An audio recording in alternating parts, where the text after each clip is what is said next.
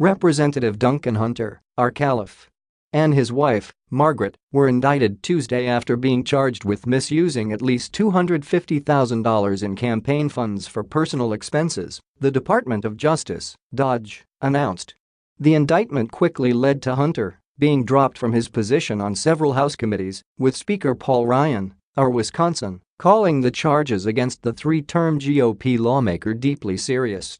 The California Republican is accused of using the funds to purchase trips to Italy and Hawaii, pay for his family's dental work, his children's tuition and international travel for nearly a dozen relatives, according to the DOJ. Thousands were also spent on fast food, movie tickets, golf outings, video games, coffee, groceries, home utilities, and expensive meals.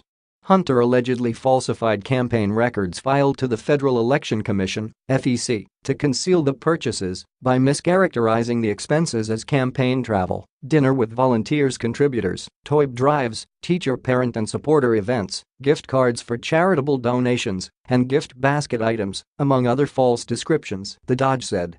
The indictment alleges that Congressman Hunter and his wife repeatedly dipped into campaign coffers as if they were personal bank accounts and falsified FEC campaign finance reports to cover their tracks, U.S. Attorney Adam Braverman said in a statement.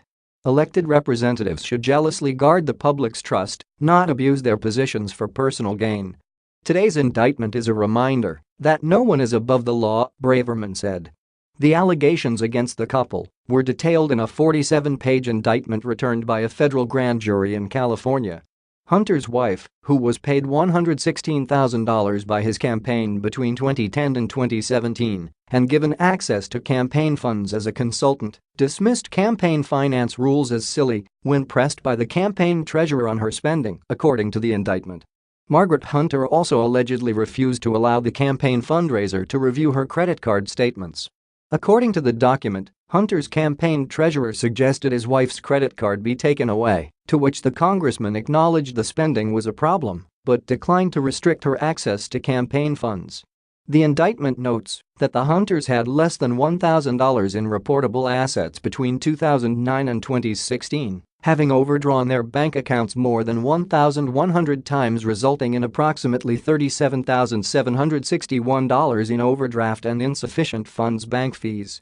Their credit cards were frequently charged to the credit limit, often with five-figure balances, resulting in approximately $24,600 in finance charges, interest, and other fees related to late, over-the-limit, and returned payment fees, the indictment states.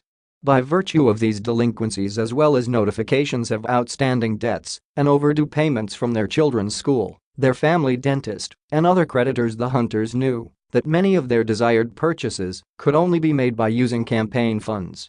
Examples of alleged campaign fund misuse include spending $238 in campaign funds at Matchbox Vintage Pizza Bistro to watch a San Diego Chargers game with a fellow congressman, spending $121 on food and beer while attending a concert in Virginia with another congressman and his date, $1,912 for birthday gifts for family members, $1,200 for new garage doors for their personal resident, $6,288 at a resort in Hawaii for a family vacation in 2015, $11,375 at Costco, as well as thousands spent on golf outings. The GOP lawmaker and his wife are scheduled to be arraigned on the indictment Thursday morning in court in Southern California, according to the Justice Department. Congressman Hunter believes this action is purely politically motivated, Michael Harrison, a spokesman for Hunter, told The Hill in an email. The House Ethics Committee had announced in March 2017 it would defer its probe into potential campaign finance violations to the Justice Department. Hunter, who previously drew headlines for using a vaporizer pen during a congressional hearing in early 2016, also garnered attention by becoming the second member of Congress to endorse President Trump's White House bid. The first lawmaker to endorse Trump in 2016, Representative Chris Collins, RNY, was arrested and charged with federal securities fraud earlier this month. Once again, one of President Trump's earliest supporters in Congress has broken the public trust and abused his position to enrich himself and his family. Speaker Ryan must immediately call on Congressman Hunter to resign and affirm that no one is above the law, House Minority Leader Nancy Pelosi, D. Caliph, said in a statement Tuesday night. In a statement, Ryan called the charges against Hunter deeply serious and said the California congressman would be removed from his position on the Transportation and Infrastructure, House Armed Services and Education committees. The Ethics Committee deferred its investigation at the request of the Justice Department. Now that he has been indicted, Representative Hunter will be removed from his committee assignments pending the resolution of this matter, Ryan said. Hunter is currently set to face off against Democratic challenger Amir Campanajjar this fall in a district that Trump won by 15 points in 2016. Lawyers for Hunter noted there is no way to replace the GOP congressman on the ballot following California's June 5 jungle primary. Hunter's counsel, Gregory Vega, requested in July that two prosecutors in the case be recused, arguing their attendance at a 2015 fundraiser for Hillary Clinton posed a conflict of interest.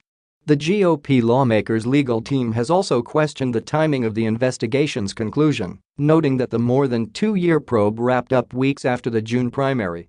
Because California employs a jungle primary process, an indictment brought just after the June primary, but before the general election, which is what we understand the Southern District intends to do, will result in a solidly Republican district being handed to a Democratic candidate who garnered a mere 16% of the vote in the primary, his legal team argued in a statement.